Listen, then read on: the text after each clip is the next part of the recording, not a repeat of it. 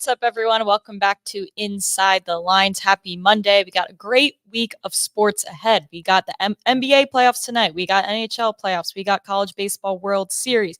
We got the MLB, as always. And we're going to cover it all. We have Jake, who is returning from across the pond. Welcome back, Jake. Tell us about your travels. Are you a changed man? Oh yeah, I'm a changed man after experiencing those golf courses in Scotland. Like I said last night on a podcast, that the courses were a lot prettier than my game, but it was a great experience. It was a fun time. As long as you have fun. That's all we can ask, okay? Exactly. So Steven's now probably out for the week. One man out, one man back in. Now we have Jake to talk some baseball, which is good and timely since we have the College Baseball World Series going on. Let's start there because those games are a lot earlier than day, only night baseball tonight.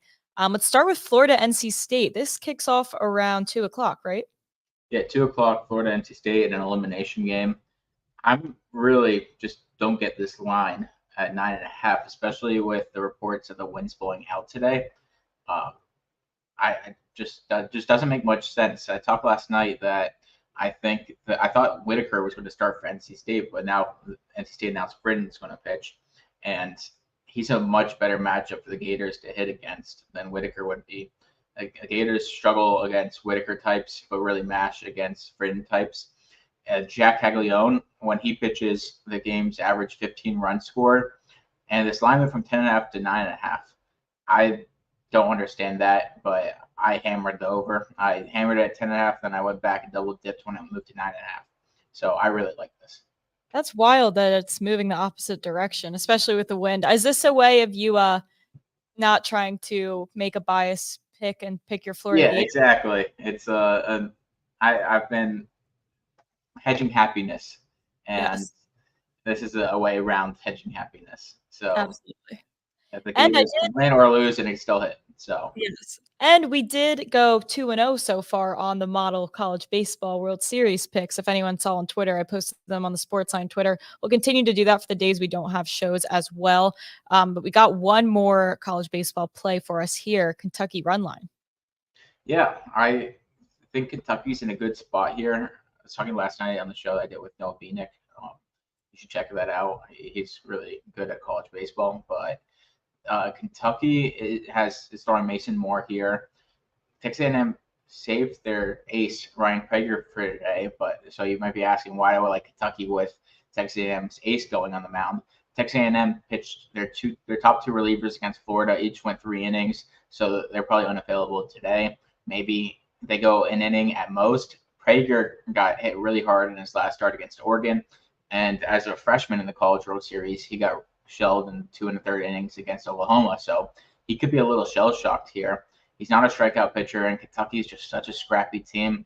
They have Mason Moore available. They probably have Nyman and some other of these guys like Hagenow coming out of the bullpen.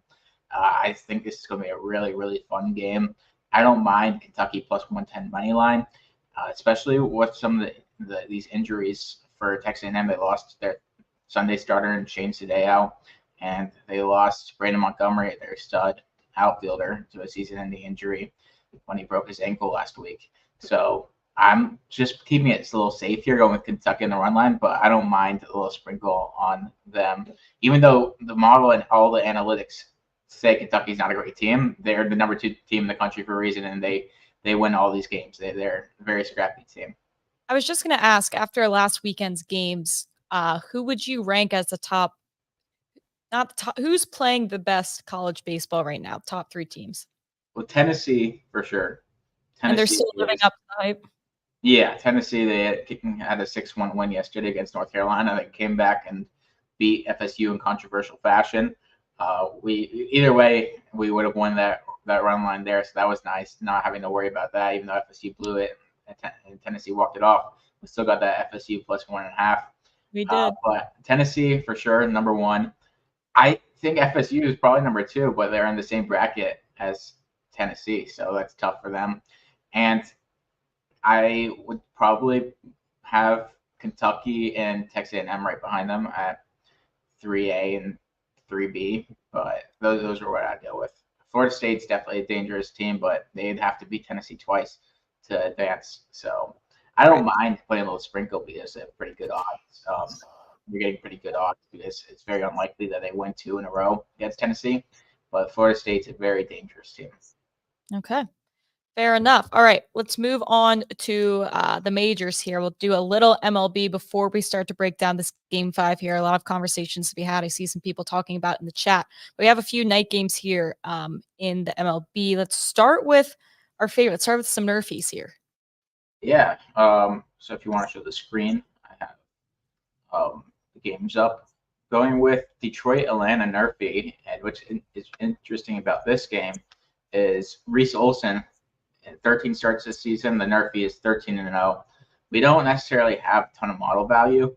We tend to lean towards the S-run first inning, but 52.7 is kind of as low as you'll see, especially in a Braves game. But Acuna's out. Michael Harris was just put on the IL. So their lineup isn't as strong as it's been in the past. And Freed's been really good. And I like him against the top of this Detroit lineup. So you're getting some decent value at minus 115 here on Fanatics. And it's interesting, the range from Nerfy in this game is like from minus 115 to minus 150. So this is some good value here. Yeah, Reese is a little scary, like Jared said, but he's 13-0 on Nerfies, which is a pretty crazy stat. Oh, I think you're muted, Mackenzie. Whoops. All right, let's hear one more Nerfy here before we get into 2 props. Yeah, Boston, Toronto, no run first inning. I want to say Kikuchi's been really good in terms of Nerfies, but that is 6-3. So still decent in terms of no run first innings. I know he had a good streak up until last game.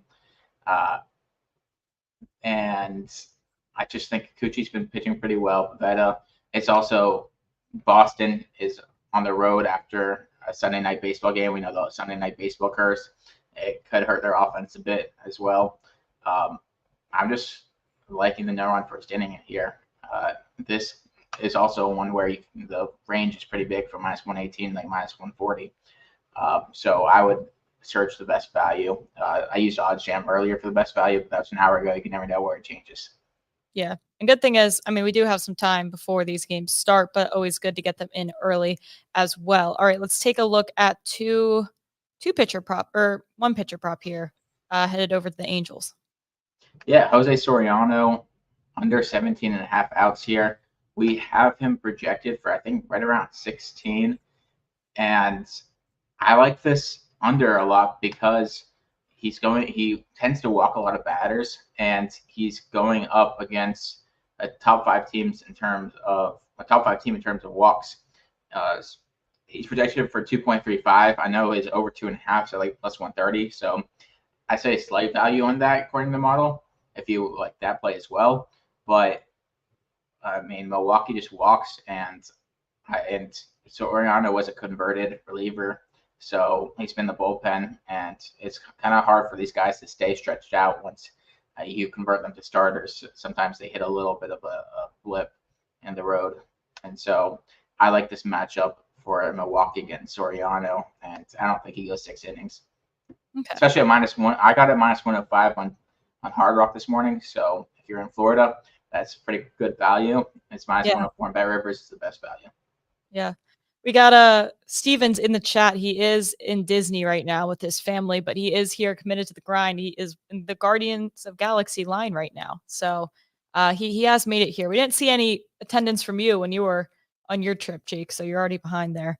Yeah, but Stevens in the same time zone, so that's a little unfair. And I actually tried looking on Twitter, but it was not loading.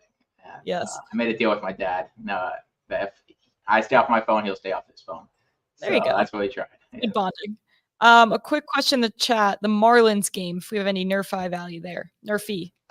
I was looking at that. I think it's just about even value. I think it's like 57%. Yes, run for so it's actually gone down. So it's at 55.6. Earlier it was 57%. So our latest update, it's actually gone towards the no run first inning. So we have it at like 45%. We'd set the lineup plus 125 but it's still, like I said, we tend to just based on statistics, we tend to lean yes run first inning just based on the statistics. Yeah, we're So always when it's going. 55%, I think there's decent value there. Okay. All right. Let's hit one more MLB prop before we start breaking down the NBA finals here. We're going to head over to St. Louis. They're on the road.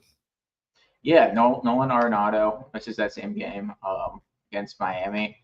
Arenado's a really interesting one because he's been pretty terrible on the road this season, and he's been terrible against lefties. But up until like 2 years ago, he matched lefties, which just doesn't make sense for a right-handed hitter to all of a sudden suck against lefties when you're really good against them earlier in your career. And Arenado also, Braxton Garrett is worse against right-handed hitters than he is against left-handed hitters, which makes sense because he's a lefty. So it's just an interesting one where like kind of two different stats go against each other. But what I do like with Arenado, we have him projected for 2.3 hits, runs, and RBIs, so pretty good value in terms of the Sims. He's pretty hot as of late. Let's look at his prop analysis. 5, 1.5, and the line just being at minus 130 for over 1.5 is pretty good value, in my opinion. See while this loads, but so he's in the last month he's 16-10 on the over, 9-5 the last 2 weeks. But this is interesting.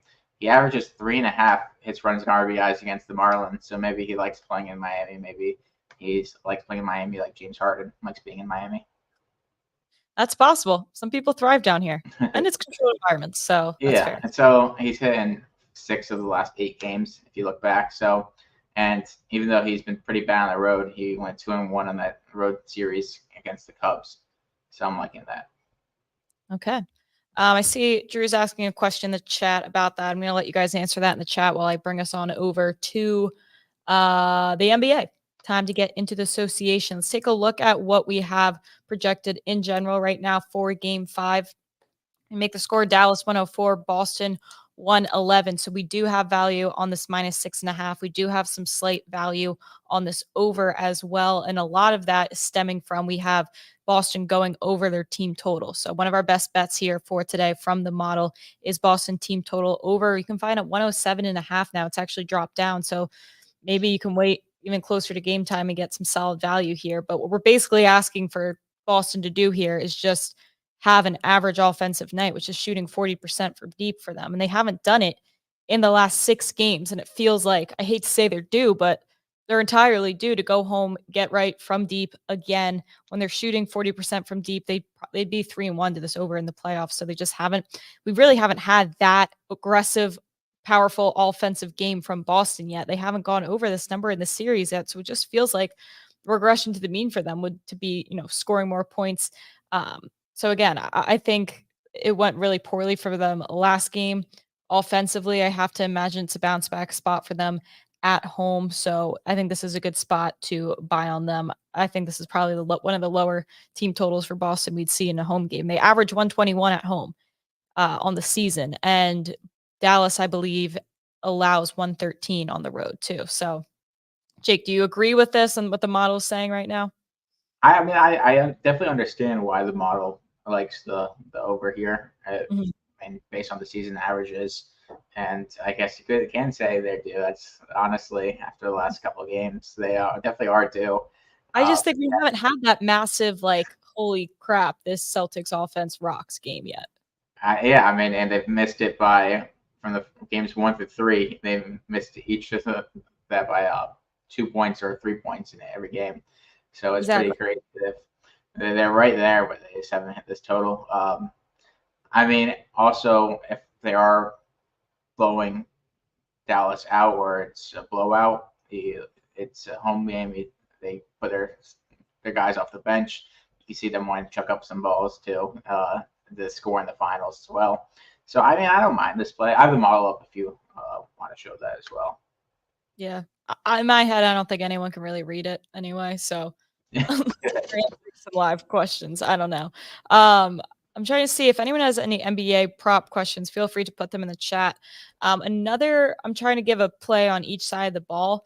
I think this has just gotten too low. Looking at Luka, his assist line at 7.5, and I understand why because he's averaging like I think 5.8 through this series. So obviously it hasn't been going great for him, but the model has him at 9.5.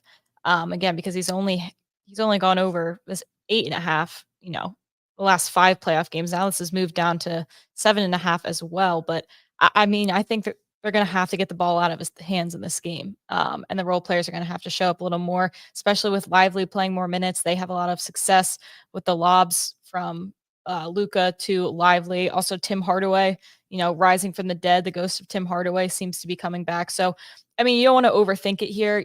This was if you want to take it to 8.5, you can get plus money on something that's lower than a season average. I mean, he averages 9.3 on the road through the season. So you just have to imagine he's going to get back up to, what he averages, especially with the game on the line, playing really hard. I'm sure they'll be all over him. It might be a good spot for him to find his teammates here. So as far as the model, that's what it likes.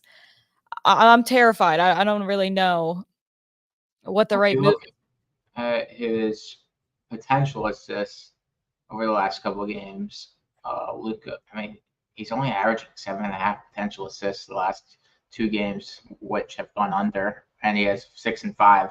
So 15 assist opportunities, he has 11 assists, which is a high number even there. So that's why that scares me a bit. But he's so ball dominant in this game too, and he should have double-digit assist opportunities with the amount of times he has the ball in his hands. Right. Like that just scares me a little that he hasn't had these assist opportunities the last 2 games. But he is on the road, like you said. He's been a better Average. passer on the road, higher averages. Uh, but the assist opportunities definitely scares me a bit. Mhm. Let's stay on the side of the ball and just talk about these players as well. As far as Dallas, I've just been getting burnt trying to bet on anyone that's not Luca, Kyrie, or PJ because I don't know who else is playing 4 quarters of basketball. PJ Washington, I see someone talking about in the chat, and I've seen a lot of talk about that as well. His points are set at 11.5, rebounds at 5.5. I know Larry Hartstein's on his rebounds over. I was looking at some first half props. Um, his first half point line is 6. I don't know if I like that with his full total being I mean, it makes sense that Yeah, his I was mean 11, it's but the over 11.5 is 4-1 the last 5 games, uh, and he's only shot the ball 4 times last game. And you'd think that he's going to shoot the ball more, especially he only played 14 minutes, so that he makes got in sense. foul trouble. Yeah, he had 4 fouls in 14 minutes, and if you look at the last time he had 4 fouls was back in the Minnesota series, so he doesn't normally get in that type of foul trouble. And that Minnesota series was a little tougher with how big Minnesota is. Mhm. So you wouldn't expect him to get in foul trouble, so I don't mind that. We have value on the points. We don't have value on the rebounds. So we have him with 12.3 points and 5.3 rebounds, or 12.5 points. So Yeah. the model would say go with the points rather than the rebounds. But if you like what Larry said in his analysis, maybe go with the points plus rebounds. Yeah. Um, Let's talk about I like this play a lot. I think I like this more than the model Luca play. I mean, we obviously want to give you guys some of the best model value we have, so definitely wanted to share that. Personally, I think the PJ prop I like better. We were talking about earlier Derek Lively rebounds up to 11 or 8.5. Let me double. Can you pull up odds jam, Jake, or is that yeah. difference? Um, we were we were talking about Derek Lively double-double here because we have him projected for 10 points, I believe, and then what, like 7 Uh, around rebounds? 9.6 points. Now the rebounds have actually gone up to 7.9. It went from 7.6 to 7.9. Mhm. Um, let me check odds jam. So you can find this at plus 380 at Bet Rivers as of a few hours ago. I mean, again, obviously the model isn't projecting him for 10 points and 10 rebounds, but if you're going to go over 8.5, you might as well, sprinkle the plus 380 double-double to hope he just gets one more rebound in the spot. So there's actually a pretty big discrepancy in books. The line is at 8.5 on DK, minus 105, and 8.5 all the way up to minus 145 on BetMGM.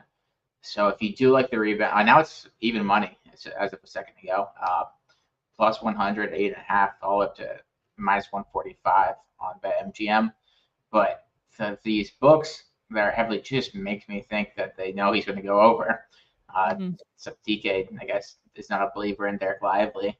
But if we were saying earlier that a 20-year-old Derek Lively who's 7'1" against a 38-year-old, whatever he is, Al Horford, who's 6'10", and Xavier Tillman, we're assuming that they're not going to want to risk an injury for Kristaps in game 5. Maybe if it goes to game 6, he's definitely more likely to play. But it's a very good matchup in terms of lobs and rebound opportunities for Lively this game, and there's a pretty big discrepancy. And the double-double, but it was plus 380 in one book and then plus 250 in our local Hard Rock. So pretty big discrepancy there.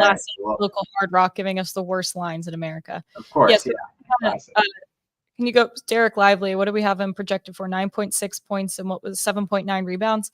Yeah, so we'd probably set it at probably plus 110 to get plus 115 if we were a book odds maker for him to get over 9.5 points. So to get the points in double digits, but the rebounds is where it's the big thing.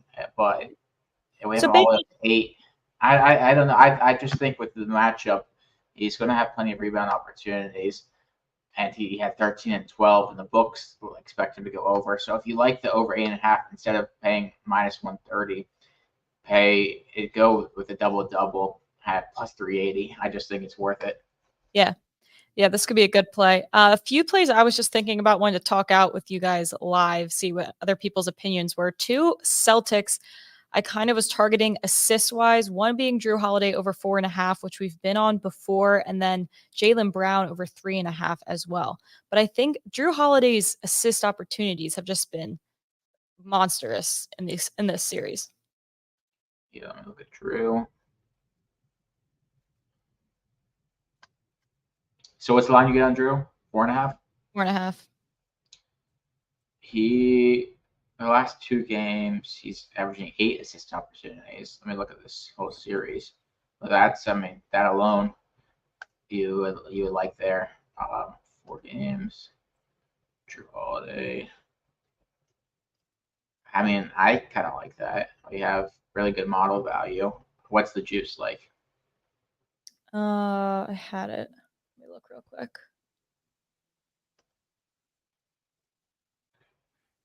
I mean, this whole series is averaging 8.8 potential assists, so it's been pretty consistent, which I like, and it's pretty high. So even though he only had 2 and 3 in 2 of the games where he went under, he's 5-3, 5-2, but he's averaging 8.8, so almost 9 per game. So, I really like that, honestly. Yeah, and I have to imagine that they're all, no matter what the score is, these guys are playing 4 quarters of basketball. At least someone like Drew, I think. Yeah, unless it's a blowout. But like on the 6.5 line, the Bucks aren't expecting it to be a blowout.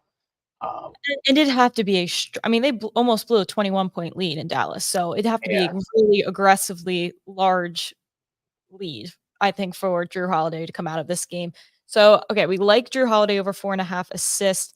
I guess you probably wouldn't take both of these players, but Jaylen Brown over 3.5. Do you have any thoughts on that? Jaylen Brown over 3.5. We have him right there at 3.5, so I'd say no model value. But 2.87 and 2.2. So he had 2 monstrous assist games, but then outside of that, it's been pretty much 2. So I'd just take off, honestly. How about Jaylen Brown? This was plus money. Jaylen Brown over 1.5 steals. I think it was plus 136. He had 3 in game 1 and 3 in game 2. So maybe it's like a home court situation for him. Maybe he's looking to play some harder defense on Luka this game, but at plus money, do you think that might be worth it? Yeah, I don't mind that. What's his probably is it 2.5 blocks and steals? You can get 1.5 blocks. So that was one of the plays that Steven had that I gave out on HQ was Jaylen Brown over 1.5 blocks and steals. It's like minus 170, minus 180 on D. Best price for that is minus 175 bet MGM right now. Yeah, so it seems like based off his game log, like he's either getting a massive amount of steals or a massive amount of blocks. He doesn't really go 2 games in a row blockless, and he's coming off a game with no blocks. So I could see like with a home whistle, maybe things that would be called fouls are just going to be blocks and things like that. But if Yeah, you look and home scorekeepers tend to give right. more blocks than not if it's close. So I was looking at that, and obviously that juice is not ideal. I mean, there's only so many options when you're this far into the season. But one thing we came up with that FanDuel was offering at plus 155 was Jaylen Brown to have a point, rebound, assist, block, and steal. So essentially, you're betting on him to have 1 block and 1 steal. So that is a little different of a bet because you need it to be a block and a steal versus just maybe 2 of 1. Because it seems like he's either having a blocking game or he's having a stealing game. So that's why I'm a little Also, nervous. it's block or steal, not block and steal. What? So it's one of each, but it's block or steal. No, 1 of each. Oh, one of each, block and steal. The plus 155 bet was Yeah, an a steal. I mean at plus 155, it looks like he's like 50% on that in the playoffs. So I'd probably set that more at even money. I'm sure that's kind of where Steven would set that according to the model based on it. Him having what was it 1.3 and yeah. So I'd be closer to even myself plus 155. Definitely some model value, I'd say. Okay. We got some questions on Brown in general. His point line set at 24.5. Looks like we're basically right there. Yeah, we're right there. Damn. So don't disagree. It depends the juice. Probably I wouldn't play. We're pretty much across the board, points, rebounds, and assists. We have them right in line with the odds makers, which is honestly a pretty good sign. So that's what makes me honestly like Drew Holiday's assist. You talked me into that. I'm on it. Yes, that makes me feel so much better. Be honest for that, bookie. Yes. Okay, how about this one? This is a unique one. Tatum plus 1,200 to Brown and Brown to Tatum plus 2,800 assist to score in first 3 minutes. Are we going to see the duo go to work in the first 3 minutes? So, might as well play, if you play them both and you hope one hits. I personally am on Derek White first basket again. Yeah, it's going to hit eventually. You might as well play until next year when the season starts next year as well. It's eventually going to hit. Yeah. And you can say I've been on it for years. Yeah. I mean, I don't mind that. Yeah. I mean, you're not putting like a full. Yeah, I don't know how we could quantify. We said that, but that's a pretty fun bet. I actually might hop on that as well. That seems like a fun bet.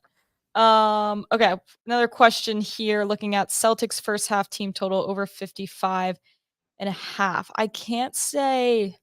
So many analytical. Yeah. So if we have the game at 111, with them at 111 points, but the first half tends to be the higher scoring half. So we'd probably have it at like 57 and 54. Is where we'd probably have it if we had like a model based on the first half and second half. So I feel like the team total at 107.5, I would go with the first half at 55.5. Okay. Yeah. I think that could be like the better play if you want to attack the team total like we were doing. I think honestly, I think that is a better play because all the same logic applies, but just clearly they have just fallen short of it every single game this final. So maybe you just hope for the first half. I want to look at Odds Jam. I was looking at some players' first halves. I'm just going to rattle some of these off to you and tell me how you feel about some of them because this might, especially for the starters, especially for Dallas, when like you don't know who the hell is playing in the second half and what type of rotation they're putting out there. This might be the better look for some of those guys. Where is it? I just looking at it. I know you can get Derek live. I know he's not starting, but he basically went in 2 minutes after tip off. You can get him at 4.5 to go over 4.5 points in the first half. Lively 4.5. I mean, with a 9.6, I'd say there's value there. So I don't hate that. You're just hoping catches some lobs early in the game. Yeah. I wonder what his maybe next. That's the thing that I bother Steven with next. Maybe having his points and rebounds based on the first half. So I'm always giving Steven these projects to do with my new ideas. So maybe we'll do some first half betting stuff next year. Oh yeah, we got first. Okay, here we go. First half player points. We could do first quarter player points as well. Yeah, But that's first, what I've been doing instead. yeah. Like if you like a player, like I think I hit on your guy Derek White in the first game over 3.5 points This in is the at first. 8 now, which is like a little scary to me. I can't decide. Yeah. We got a question on Luca PRA 53.5. Derek White is set at 37.5. JT under. I like JT's under. He hasn't hit his PRA, I don't think, at all this series. Yeah, so we tend to lean Jason Tatum under in terms of PRA, and that's honestly been one of our better bets. This line, he would have hit it not in no games so far this series at 42.5. It would have just missed by half a point in the game 3. So we definitely lean under here. Yeah, I like the under for him. Also, Luca, hold on, sorry. Yeah. Jason Tatum, I feel like he's been starting really slow. His first half PRA is 21.5. Do you think you like that? I feel like there's a chance he goes off in the second half. Maybe the first half might be the better fade. If he starts, if you think he's going to start slow, I I'd feel like say he's always probably starting slow, or is that just me? That could be like a completely gut feeling, but I'm pretty sure he's been pretty passive in the first halves of these games. Oh, I mean, yeah. I mean, he's just been shooting up some bricks lately. I've so never everybody else on Boston, no one really puts up stupid shots. Jason Tatum has put up some I don't know who he's trying to prove, but some just wildly.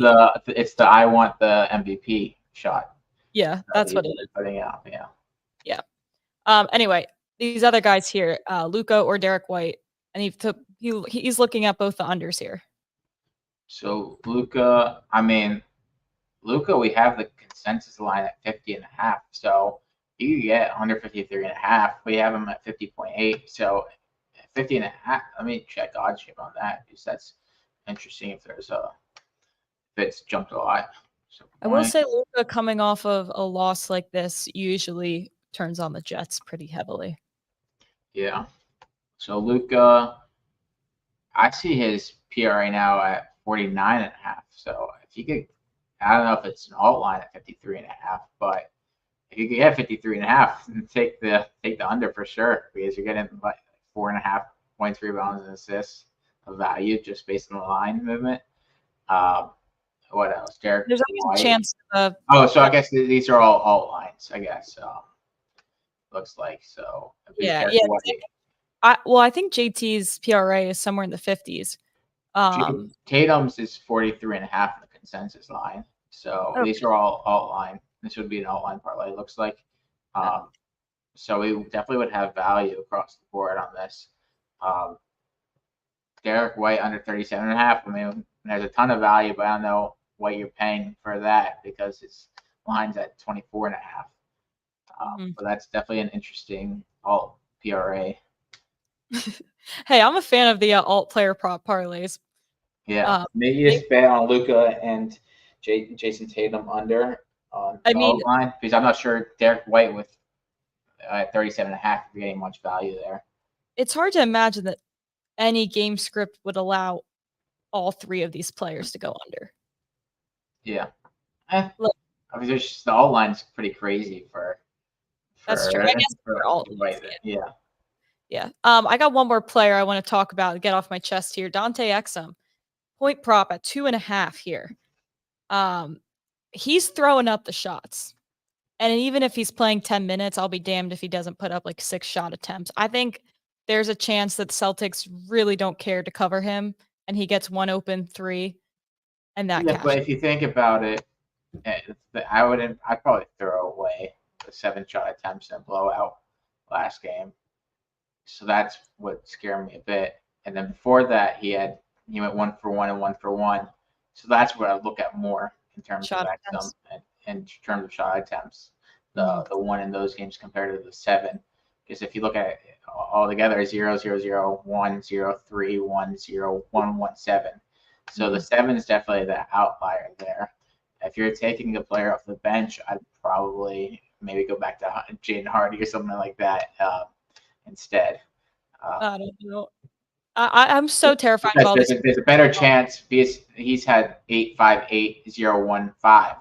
That's a more consistency in terms of shot attempts for Hardy instead of Exum. Yeah, that's fair. All right. I feel like that's everything. Someone was asking about Jason Tatum double-double, and then I'll throw up the recap screen here.